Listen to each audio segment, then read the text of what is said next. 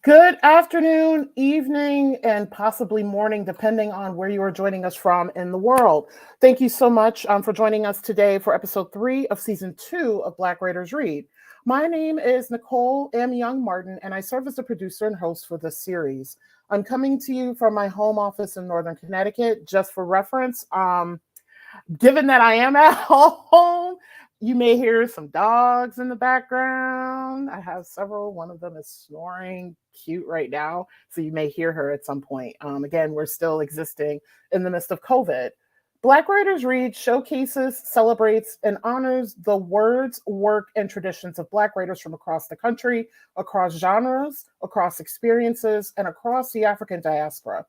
Black Writers Read is a behind the scenes conversation into the craft and what it means to create as a Black author in today's society. Since starting the series during the summer of 2020, we've hosted over 30 authors representing various genres, including children's books, young adult fiction, poetry, urban creative nonfiction, memoir, history, essays, food, and culture from around the globe. Today, I bring on my very first academic. We welcome historian, essayist, and nonfiction writer, Dr. Khary Oronde Polk, an associate professor of Black Studies and Sexuality, Women's and Gender Studies at Amherst College. I was first introduced to Dr. Polk's work when he first arrived in the area over a decade ago. I heard about him from several peers referencing the groundbreaking work Dr. Polk is doing in Black Studies, and also as a new person of color to meet who just moved to Western Massachusetts. I wanted to host him on Black Writers Read for a long time, and I'm beyond glad to welcome him this afternoon, especially given that it is Black History Month. Dr. Khary Oronde Polk is a cultural historian of the African American diaspora, a specialist in LGBTQ studies, and a scholar of race, gender, and sexuality in the U.S. military. Polk received his PhD in American Studies from New York University and teaches courses on race and the American imagination, military history, Black European studies, Black sexuality, and queer theory. He is the author of Contagions of Empire, Scientific Racism, Sexuality, and Black Military Workers Abroad, 1898 to 1948, which was published by University of North Carolina Press in 2020. This book examines how the movement of Black soldiers and nurses around the world in the early to mid 20th century challenged U.S. military ideals of race, nation, sexuality, and honor. Contagions of Empire was a finalist for the Organization of American Historians 2021 Lawrence Levine Prize, awarded to the best book in American cultural history. This book is available for purchase. Look for it online. Polk also has written for the Studio Museum of Harlem, Interim, a Journal of Poetry, Poetics, the Journal of Negro History, Women's Studies Quarterly, Gawker and the Journal Biography, and Interdisciplinary Quarterly. He has also contributed essays to a number of queer of color anthologies, including If We Have to Take Tomorrow, Corpus, and Think Again. Polk is a member of the African Atlantic Research Group, the Critical Militarization Editorial Collective, and recently held a visiting professorship at the JFK Institute for North American Studies at the, hope I pronounced it correctly, Freie Universität Berlin. Today, he'll read from his new essay and project, Spacewalking from the Archive, Transatlantic Black Feminist Lives. Of course, as I mentioned earlier, he is the first academic to speak on Black Writers Read. And for those who have followed Black Writers Read in my own work, I am someone who likes to challenge what it means to contribute to the literary canon and to the archive. I believe that historians, especially academics, do very important work in engaging with cultural products and igniting necessary conversations about our connections to the past and how they influence our present and future. For those who are new to Black Writers Read, here's the format of the show. First, Dr. Polk will share an excerpt of his work. Afterwards, we'll engage in a conversation, and then we'll open it up to Q&A from all of our viewers. We have viewers joining us from both Facebook and YouTube. If you have a question, please feel free to include it in the comments section of the platform where you are joining us from today. I will compile the questions and pose them to our guests following our conversation. I now like to bring Dr. Polk onto the virtual stage. Thank you so much for joining us today, sir. Oh, listen, it's my pleasure. Thank you so much. And hello, YouTube world, land, and you know, all the lands across the land. Thinking of a little bit of T.S. Madison moment. But it's so wonderful to be here, and we are still in the midst of COVID, despite the fact of it seems as though perhaps that we're moving out, but which is some of that is a little I don't know what's going on, but I Right. am glad that we can still meet and fellowship, through our technology as we're doing today. So thank you so much. Yes, thank you. I am beyond excited to have an academic on Black Writers Read, because there's this whole conversation continuous about like the ivory tower, what exists there, and how do you engage like the general reader? And I think this is something that's so brilliant about your work. Well, thank you, and I look forward to getting into this the ivory ideals, right? Which we sometimes see operating, uh, doing, let's say, unforced errors, across the world, especially in Massachusetts recently, Ooh. which again, that may come up, it may not. We'll see, but what I'd like to share is the beginning of a new project called Spacewalking in the Archive.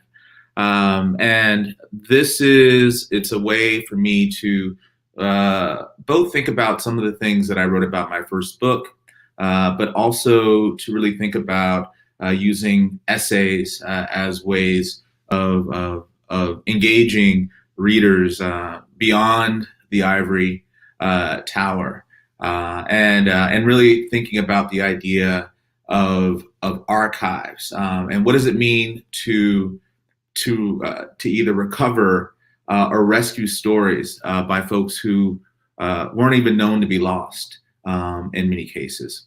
So I'll read the beginning of this, and then we'll have a fruitful discussion, I hope. In June 2021, the Berliner Zeitung newspaper ran a story confirming that a city council in Berlin, Germany, had voted to rename part of one of its streets in an effort to honor the Harlem-born Black feminist lesbian poet, Audre Lorde. This particular honor had followed more than a decade of decolonial activism in Germany that focused upon changing racist street names, such as those celebrating German colonists, and having them renamed for notable Black anti-colonial activists and artists. When I think about the famous litany that Audre Lorde used to describe herself, quote, Black, lesbian, feminist, mother, poet, warrior, I don't often think to add American to that list. And yet, to my knowledge, no US born person has been granted this particular honor in the wake of Germany's recent reckoning with its colonial past. Soon after I read this news article, I saw fit to post it in a Facebook group for Black Berliners that I've been a member of for several years now. The first day, the post accrued a number of likes, but had no real engagement. The next day, however, one commenter wondered publicly, were there no Afro-Germans? And here I believe they meant people of African descent reared in Germany, rather than those who, like Lorde, had come to Berlin as intermittent exiles. Were there no actual Afro-Germans worthy of this recognition? For a moment, let's suspend the question of whether Audre Lorde, Black, lesbian, feminist, mother, poet, warrior, American, is deserving of this honor, an honor that had previously been granted to the poet and activist Maya Amin in 2010, and the 18th century philosopher Anton Willem Amo just last year, as well as to Anna Magunda, who, on December 9th, 1959, was killed by police in the Old Location Massacre, sparking the fight of Namibian independence. The question behind the question of the commenter's query, whether Lord's legacy had become an imperial one in Berlin, was somewhat silly and somewhat profound. Silly in that most people with a cursory awareness of Audre Lorde's life and career are aware that her relationship to Berlin has become part of the mythos of the city, one that is especially resonant for the Black feminists who benefited from her diasporic mentorship, as well as for the successive generations of queer activists, artists, and radicals of color who reside there today. Adding Audre Lorde Strasse to the city's lexicon of street names is a fitting commemoration of one of the midwives of contemporary Afro-German identity. To question whether there are other Afro-Germans more worthy of this honor is to also state quite plainly that there are other histories that we do not know and have yet to encounter.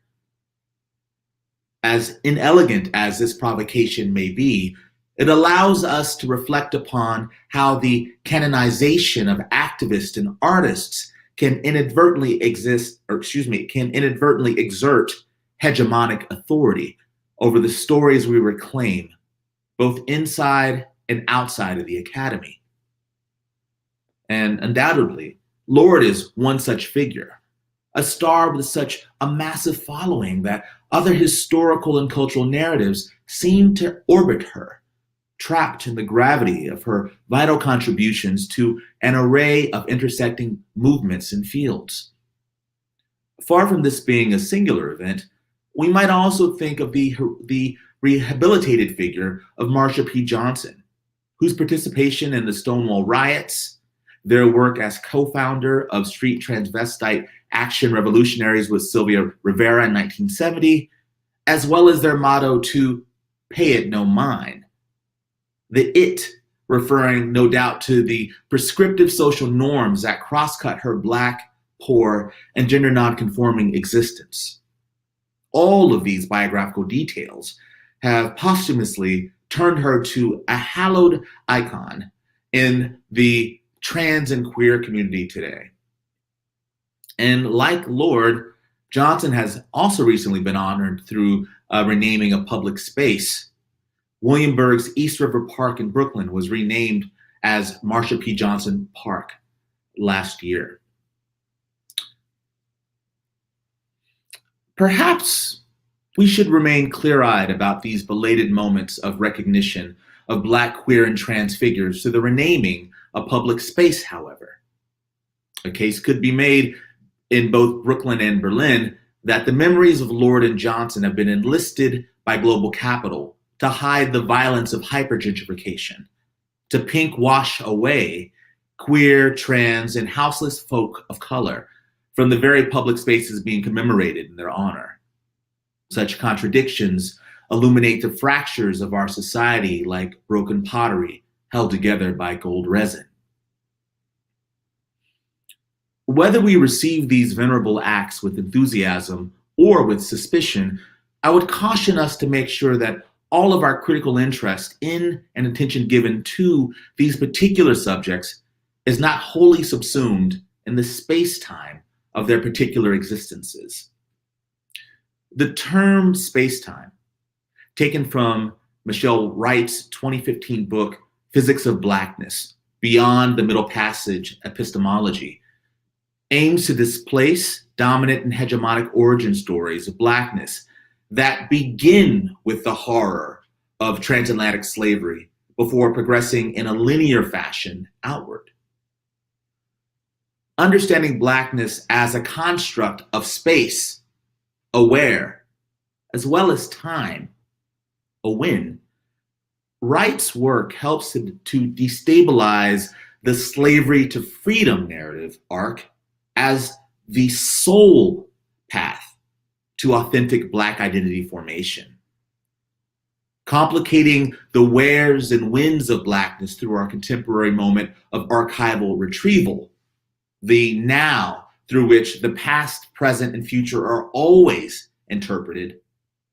Wright's framework allows us to, quote, account for all the multifarious dimensions of Blackness that exist in any one moment or now, not just class, gender, and sexuality, but all collective combinations imagined in that moment, end quote. So, for theory's sake, let's consider the space-time inhabited by one Black woman whose appearances and disappearances in the transnational archive complicate canonical understandings of diaspora and national identity.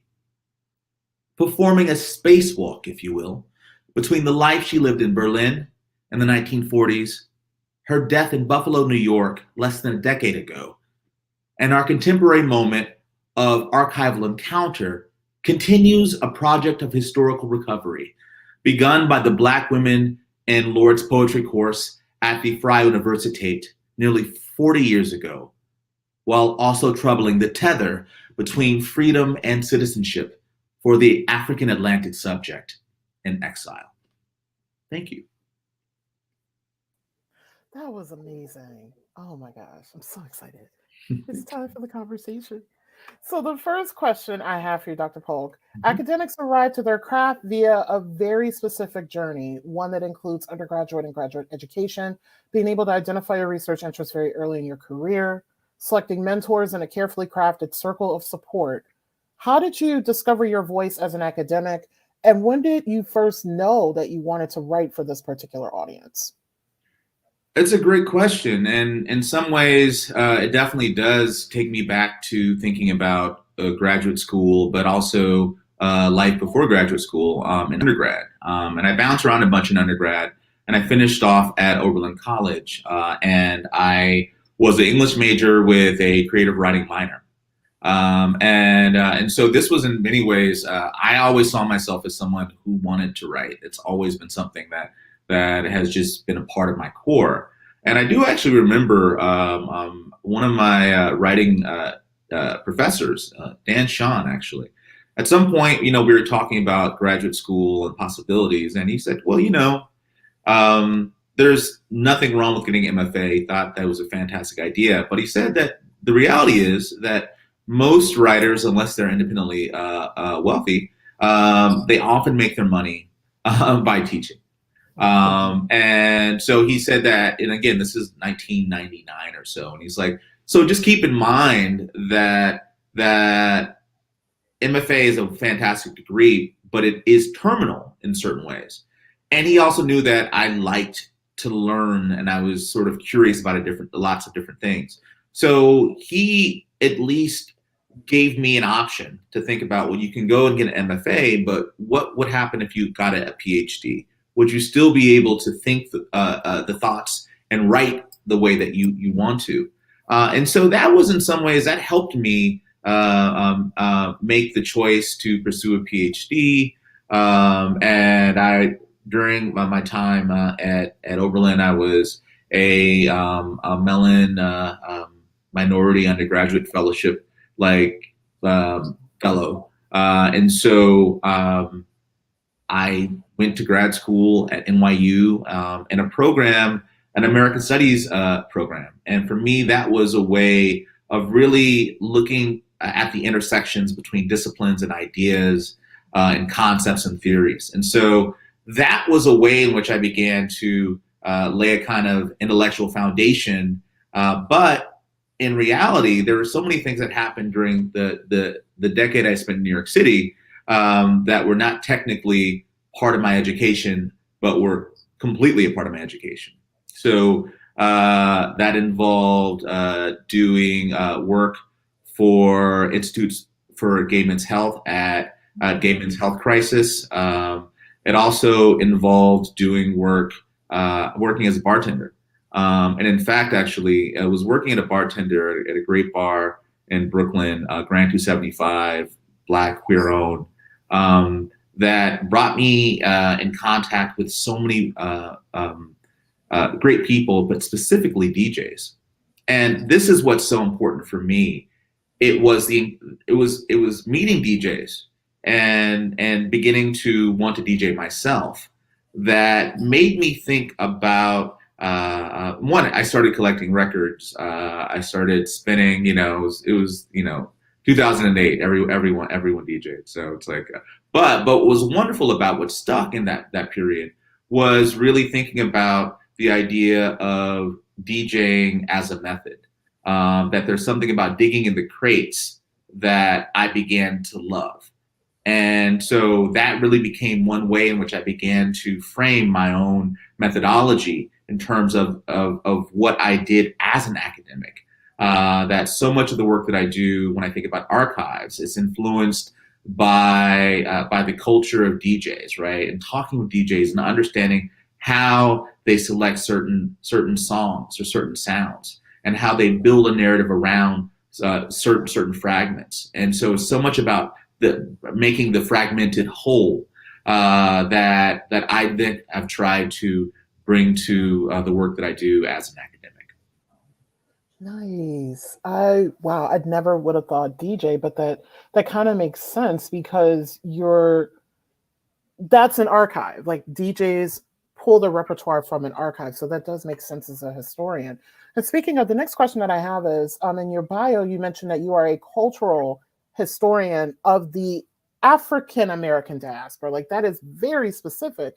Can you talk about like what that means and why you chose that specific way to describe yourself and your work?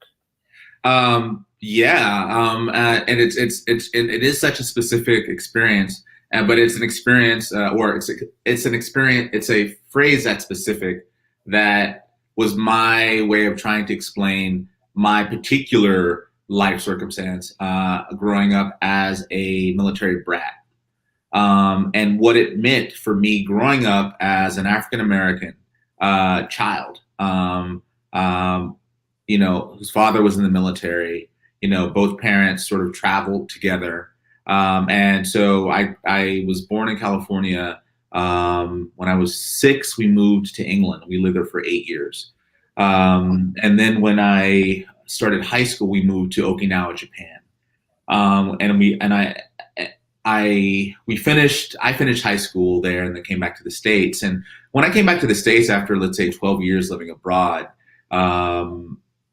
it was in its own kind of cultural shock, because so much of the life that I understood, that specifically when I think about, my mother really, as creating the conditions, the possibility of a happy childhood, that even though we're in Okinawa or we're in England, it's my mother sort of, who is from Phoenix by way of Arkansas, who always made sure that that every holiday, there were, greens and chitlins and whatever, and all these different things, which for me just became a way of understanding African American culture, even though it was in some ways locked into, let's say, the seal of the U.S. military, right? And so the idea of being overseas, that became a way in which I wanted to frame that, because I knew that even though that was a very specific experience,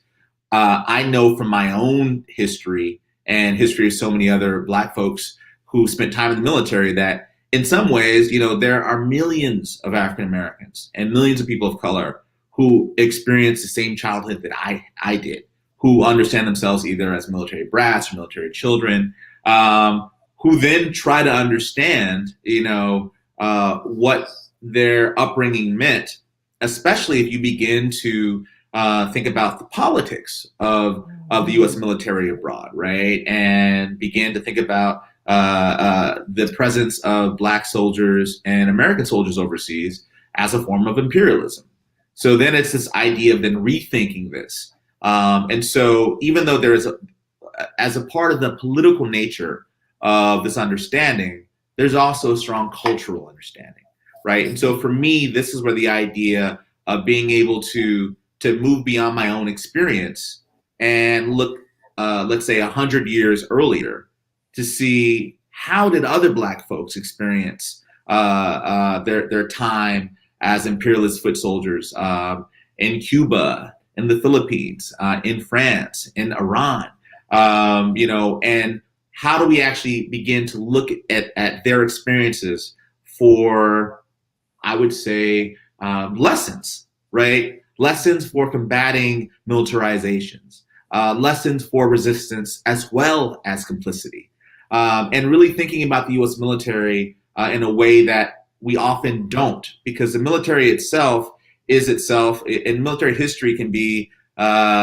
this world that people like me, in many ways, aren't necessarily interested in it, or folks, who have my interests, like the wide, like someone who likes, Jay Dilla and Drag Race is probably not going to be a military historian. But what happens if they are, right? And so that is how I began to think of myself as a cultural historian of the African American diaspora, because I've also been interested in just a long history of Black expatriates, which was the first space I began to see that there is a lineage of Black folks who have left the United States and have written about it, have written music about it, or made novels and poetry about it.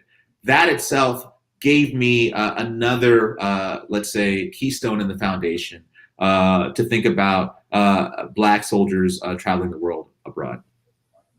Nice. And that takes me to my next question. What does it mean to write as an academic? And I ask this question because there are specific parameters that are set for the field. There is a specific moment when you know you've made it, being published in a particular journal, for example. Are you able to exist just as an academic? How do you coexist as an academic and a scholar who happens to be Black, who writes about a particular experience, a particular moment in history? It's a good question. I mean, for me, I think that, there is a space where, when I think about what it means to write as an academic, I think about where the critical and the creative intersect. And I think specifically about, programs such as UC Santa Cruz, which offers a creative critical PhD, right? So there's a way in which, check that out. It's totally dope. The oldest program in the country that does something like that is at University of Buffalo. And so you have folks who've been really working, who've been sort of saying, listen, there's something to be gained by using methodologies from sociology, and botany, in order to, to write some sonnets, and in some ways, there's that old kind of like statement that jazz musicians, or I forget exactly which musician, but they would say something like, writing about jazz is like dancing about architecture.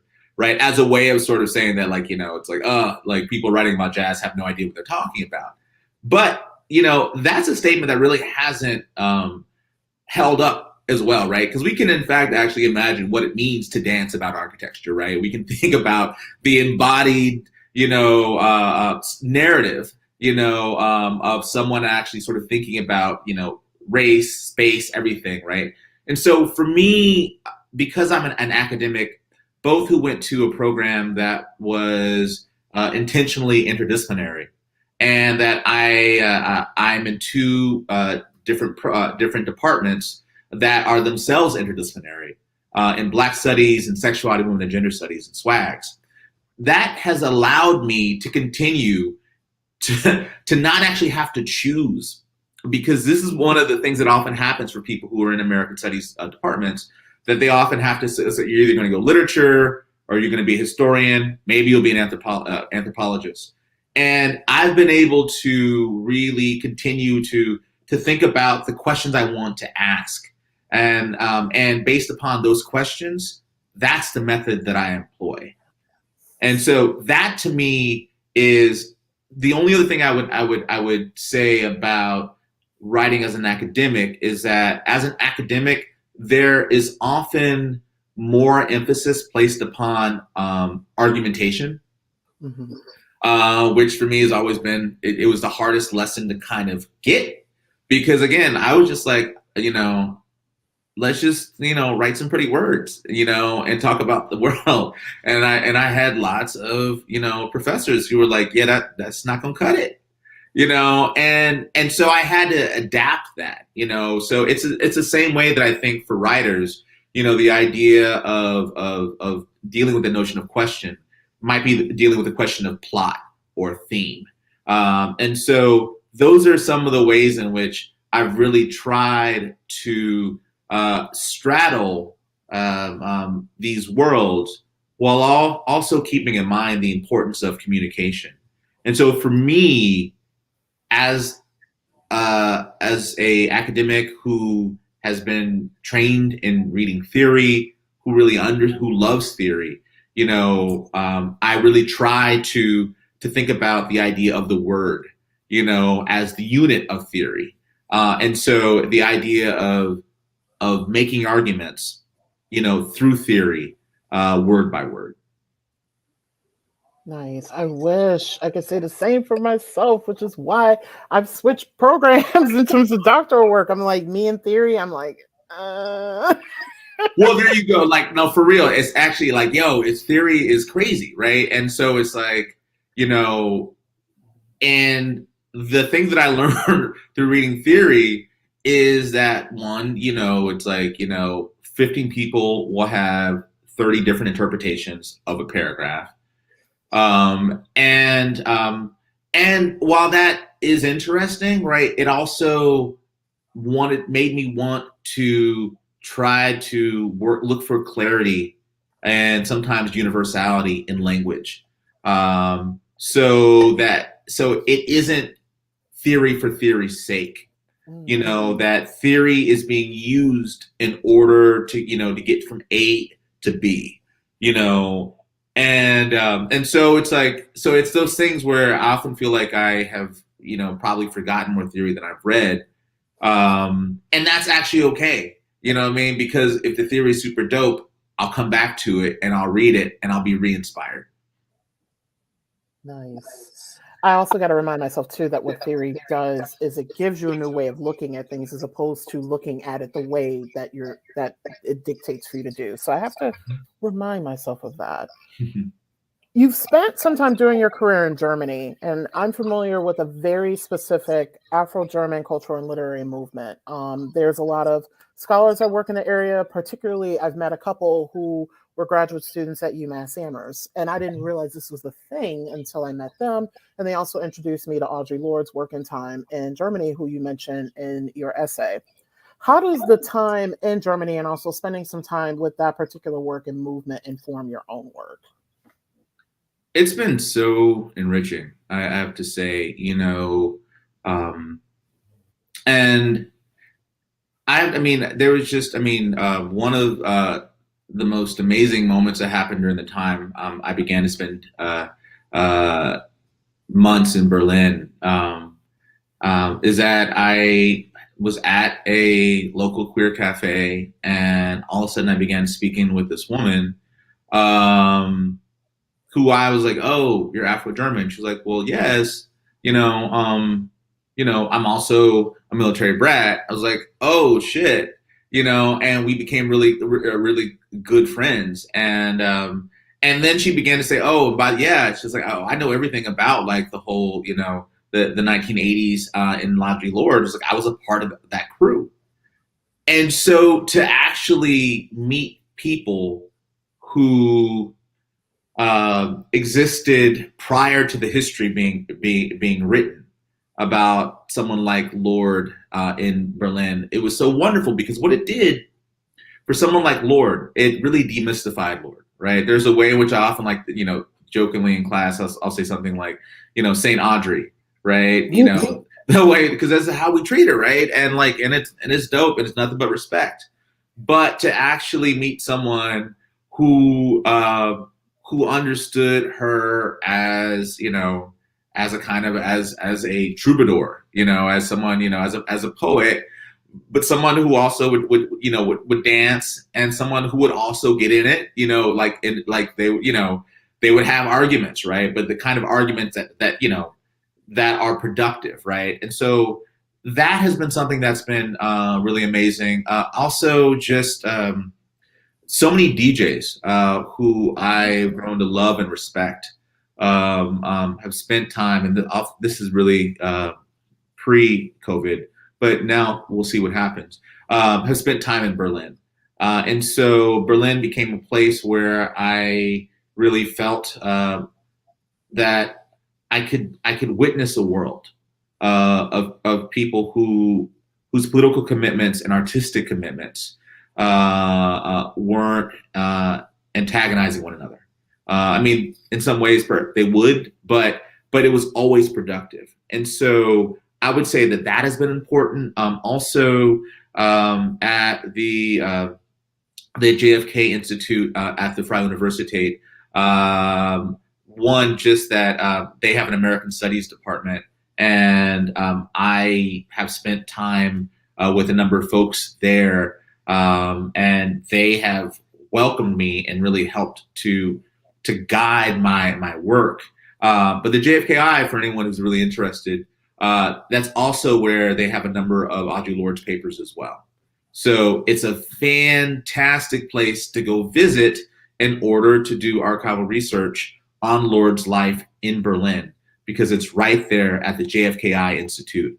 And so there, I think that the other thing about Berlin and Germany broadly is that because it was a site of so much of the American military presence was so large there, you really have a population that is aware of African Americanness in a different way. And it doesn't mean that it's better or worse, but it definitely has made the conversations I have about race and militarism, it's brought another level of curiosity to them, because you begin to see the intricacies of that kind of imperial presence, both before World War II and after. And so it's been very, very rich, and a lot of the people that I'm continuing to write about right now, they have their origins come through Berlin, Berlin or Munich, and sometimes these places become their final resting places as well. Mm. Yeah, because I really need to look into Germany, and I'm hearing an echo, which I still haven't figured out where it's coming from. Because the electronic movement out of Detroit, and I'm originally from Detroit, many of the DJs have moved and settled in Germany, and I'm just like, what is it about Germany? But now hearing of the U.S. military presence and possible families growing up there, and there's a certain African Americanness that can exist there, I kind of now understand. But I was just like, why Germany? I mean, it's amazing. It's I think about Honey Dijon, now lives in Berlin. Eric D. Clark, from California, is a resident in Berlin. And the idea of Black, African American, Black, trans, and gay and queer folk feeling at home in a place like Berlin is something that I just found so compelling, And again, even feeling at home doesn't mean even at home, wherever home is, you don't always feel at home. And so it doesn't mean that these places are utopias. But there's something about these spaces that seems to support creative endeavor, and the way that I feel that my early years in New York City, I feel that now I pretty much I cheat on New York City with Berlin, happily, you know. Yes. My next question. You open your essay with this fabulous quote from Barbara Christian's The Race of Theory, who I was introduced to in grad school, published in 1987. The Black Arts Movement did result in the creation of Afro-American studies as a concept, thus giving it a place in the university where one might engage in the reclamation of Afro-American history and culture and pass it on to others, rather than having to view our world as subordinate to others, or rather than having to work as if we were hybrids. We can pursue ourselves as subjects. End quote. Oh my God, I love that. I would like to take some time to talk about subjectivity. And this is a question that I bring up all the time, given that it's Black Writers Read. And there's like this expectation that if you are a Black writer or a writer that is not of the majority, there's an expectation for a particular experience that you write about. So being a Black author, sometimes we feel a responsibility to render ourselves and our peers and our work, especially given how we have been represented or rendered invisible in others' works. How do you place yourself in your work, if at all? And depending on your response, how does history and academia dictate and inform this choice? It's a great question. It's a question that 10 years ago, I would probably answer slightly different, because 10 years ago, I had been beaten down in graduate school from writing from the eye. Like really, it's like, and it's amazing. It's like literally, I just was, and probably those professors would stand by their whoopings that they gave to me. I was not happy. I was writing essays in a way, and this is before social media, and so it's funny to kind of see the kind of like I think about like Darnell Moore, and folks writing sort of like in a generation after a kind of a Black gay kind of like literary movement that happened. And what it meant to publish in spaces, to publish where there wasn't online publishing. Really, it was all about we were still publishing by hand and like passing out, the books, at coffee shops and at bars and at clubs, right? So it's funny to kind of sort of think about this notion of subjectivity and how it comes to my work. That one of the biggest challenge I had to learn, because again, I was interested in writing from the eye. And a big challenge that I needed to do is to figure out, well, how can I actually sort of keep that same energy, but to use that energy to highlight someone else's experience. And for me, that was a way, in some ways, of sidestepping some of the, are you a writer or a Black writer? Are you queer? Or are you, all the kind of, because those questions, right, even when they, and especially when those questions are earnest, they are the kind of questions that can sometimes stop us from doing our work, and so I think a little bit, so again, like, I think Toni Morrison is credited with the idea of saying racism stops us from doing our work. And so the beauty of being lost in an archival fragment, let's say I think about a woman I write about, Namioka Curtis, in my first book. And she was a Black woman who recruited other Black women to serve in the Spanish-American War under the guise that Black women in particular were resistant to yellow fever. There was a belief that Black women were resistant to, and all that came from slavery, right? And it was wrong, right? But one of the things that's amazing about this woman was seeing the way in which she had been forgotten by, let's say, most histories, in military history and women's history. And so being able to track down her presence was a way for me to do the political work of highlighting Black voices and women's voices in a way that made me feel like I'm part of this story. But for this go round, I'm gonna pull out of it and try to take care with someone else's biography. And so for me, that is how I would say with the new project, I'm still doing this work of really thinking about Black biography. And I am now, moments, reflecting upon myself a little bit more, and really thinking about this notion of subjectivity, because it can be vexing, but it can also just be, I love the fact that there are still folks, tripped out about Black writers writing. Like, it's like, what? It's like, where are y'all at? And so if y'all are there, if y'all still worried about that, stay mystified, because there's a cool party happening over here with all this other work doing, and we doing this work.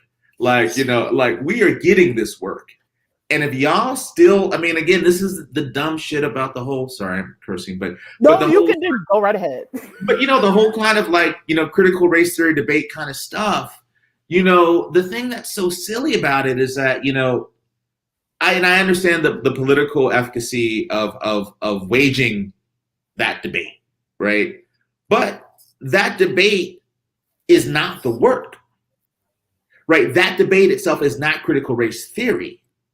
Like, the actual work is going through and finding out these histories. One of the things I write about are Black soldiers being experimented on, during World War I. To me, that's critical race theory, and it's doing the work that is not only important to Black Americans, right? It's important to all Americans, anyone who actually encounters this history. And so when I do think that sometimes that subjectivity can operate as a kind of red herring, or something to actually stop us from actually telling the stories that we were already going to tell. And so it's also the idea of, for me, there's an early question you asked about, I don't know if you asked this, but thinking about academics as readers, it's the idea of really trying to denaturalize even how academics read. Because the line between academic theory and literary biography, sometimes, can be difficult to parse. And so for me, being able to do that work, to really try to bring as many people into the room and to say that we're all going to actually sort of just, be invested in this subject, this person, this story, this poem. To me, that is the work that I hope that we can do. And anyone who's still kind of shocked shitless by Black people thinking about the world in complicated ways, just I don't really know what to tell you. I'm so sorry. I'm so sorry. We're, fully actualized subjects too. I hope that you have, worked towards your own self-actualization. If not, I can maybe help you. You know what I'm saying? Because that's where we need to be. It's I'm just, I also understand there's a little bit of privilege being able to say that, but it wasn't privilege when I was writing all this shit in anonymity, right? And that's the thing about it, as writers, as cultural workers, so much of the work that we do is not visible, and it really is solitary. And I think that's the part that I want us to remember, that is in some ways an escape from the way in which the world is either trying to monetize our ideas, or trying to categorize this into this or that or whatever, slap an algorithm on it, send it out on its way, send it down like the Amazon assembly line. It's well, okay. But this time that we have to think and to really move towards the beauty, to really articulate the pain, that's for us. That is for us. And if you can vibe with us, fantastic. If you can't, I don't really know what to say. So yeah. And people wonder why I've wanted him on for a very long time.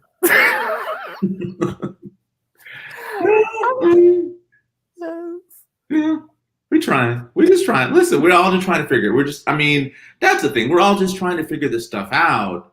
And I would say that I have to. I'm giving a lecture to a military base this month, and it's interesting, right? Because for me, they self-consciously decided they wanted me to talk during Black History Month, and for me, I have an investment one as a military child. But also the idea is like, listen, like to understand it, it's a cliche in a way, but Black history is your history too. Mm-hmm. Like to me, it's like, I mean, it's why I love teaching in a department of sexuality, women, and gender studies, right? Because I want everyone to understand that, oh, I'm so invested, like in and Hortense Spillers or just whoever is. It's like that's my stuff too, and I can say that that's my stuff without sort of claiming it. It's like I don't like. It's like, but it's our stuff to think through, right? And so I want us all, in some ways, in this moment where it's like we're so afraid to offend, I want us to take a little bit more ownership of some of these ideas, in the sense of saying, listen, I've thought about this idea, and this idea has made me think about this, and that.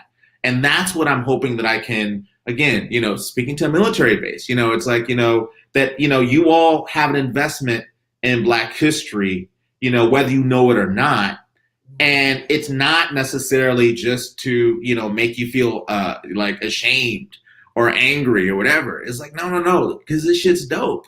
And you need to get some of this shit because it'll help you understand your own sense of self and your unit sense of self in a much more capacious way. Yes. I'm going to jump to another question because I have to keep reminding myself, I'm like, what happens with academics, you produce for a particular audience, but then you curate a particular conversation for your students. And I so hope that like every single class you teach at Amherst College is waitlisted. I really hope so. I really hope so. So as a college professor, what is your duty to your students and the subjects you teach? What do you hope your students gain from studying with you and then reading your work? I hope they gain confidence. I hope that they gain confidence, that they feel comfortable in saying, I don't know, right? Or I don't understand, right? Because, there's so many, this idea of that we're all like, like fully formed Athenas, so it's like, popping out the head, like, it's like, no, actually, there's a lot that we can learn from one another. So I want students to feel engaged. I want them to figure out, what is beautiful, right, about ideas. I want them to sit with complications, right, and I want them to, in some ways, to hear less of me and hear each other, and also to create a space of stillness to sit with some of these ideas, and to in many ways to understand that, listen, what we've created, it's like, whether or not we use the phrase safe space, I think more about like there's like the holodeck on Star Trek, right? You know what I mean? It's like that's kind of what we're creating together. Knowing that what's happening in the classroom, even as we are commenting upon what's going on in the world, that this moment we have, is special and it's fleeting, right? And so what does it mean for us to spend these 12 or 13 weeks together, thinking about a set of ideas, beyond our own need to be seen as the smartest in the room, right? But what can we collectively bring together, and how do we actually, ask questions, address problems, and not only about trying to have the best answer, but in many ways to create better questions. And so that's what I hope that, whether folks see me like in a class on Black Europe or a class on race and the American imagination, queer theory, or my military courses, I hope that they have a good time, and that they find ways to make the work we read and study together relevant to the outside world and vice versa. Oh my gosh. Oh, we're almost out of time. Oh my God. Unlike most literary genres, when one is writing about history, you're writing about a subject, whether if it's a person, moment, event, or time period, who your reader would be familiar with. What do we owe to both the genre and the telling or retelling of these stories? And what are some possibilities and limitations as a historian and academic? I would maybe I'll start with the limitations first, because and in some ways the limitations are, it's the idea of building a canon, and feeling the need to protect a canon, right? Even if you're building a canon based upon the fact that certain people have been excluded from certain major stories, right? And so I think that I sometimes approach questions slightly different because of my background, and because I wasn't trained to be let's say a pure historian. It's like I sort of came at the world of history in a way that's similar to, I'd say, almost information science, right? Folks, and who I love, like, shout out to all my archivists, all my people sort of working, all my bibliophiles. Like, there's nothing better than and my archivists have held me down forever, right? And I really listen, document fetishists of the world unite. There's something about that just means so much to me, and so I would say that we do have to tell these stories. And also, what I also want my students to know is that, listen, this is not just about me. This is about having a team of people who are telling stories, and to figure out how to tell more stories, especially if we know that there's stories that are not really part of the main conversation. So that's kind of, I think that many historians are trained to understand worlds in particular ways.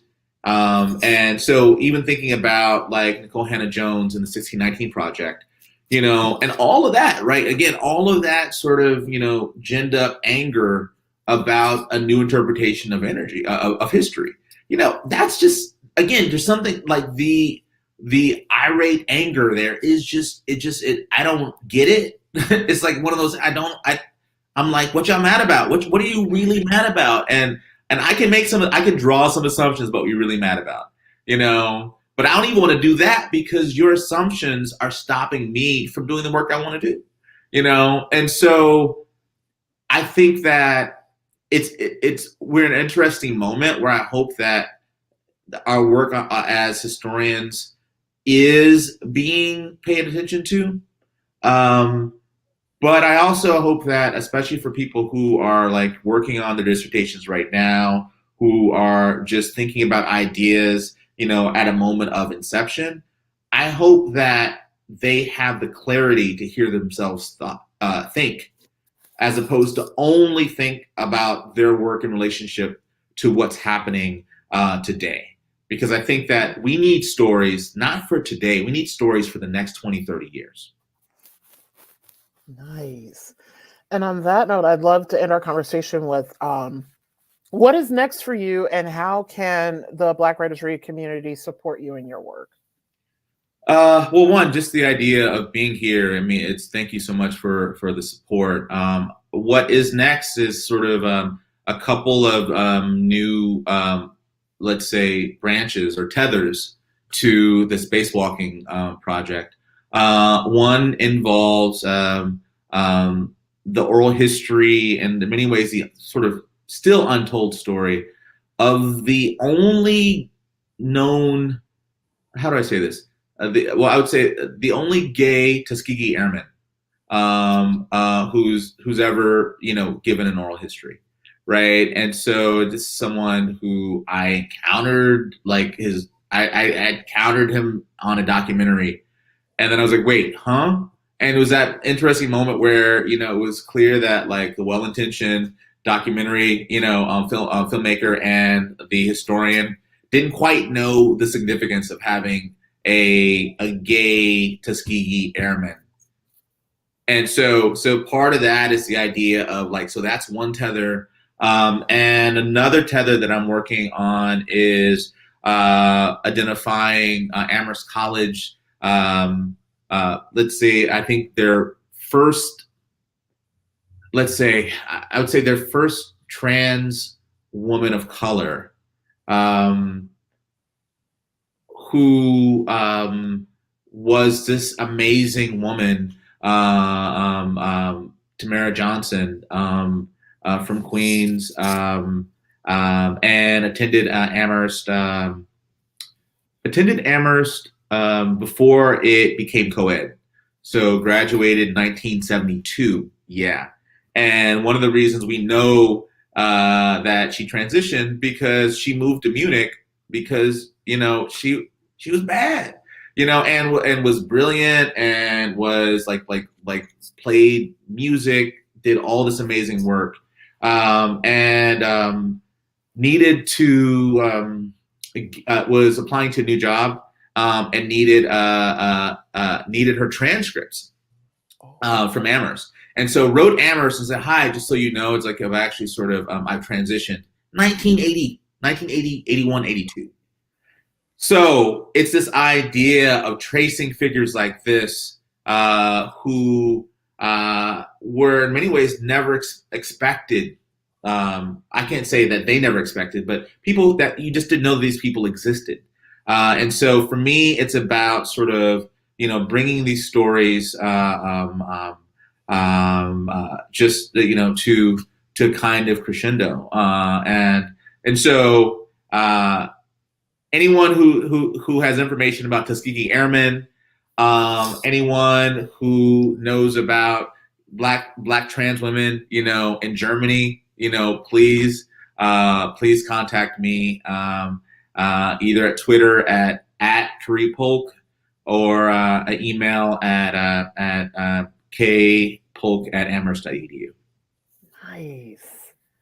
Oh, and I love that this could be a potential community project. Oh, I have a question because we're going to wrap up from my girl Opal. Having lived in different countries, do you feel that you have lived multiple lives? How many languages do you speak, and how have you come to define your sense of home? Oh, that's a great question. It's a good question. I mean, I feel that that if it's interesting about the multiple lives. It's sort of, I would say, it's sort of like palimpsest, right? It's sort of layers, right?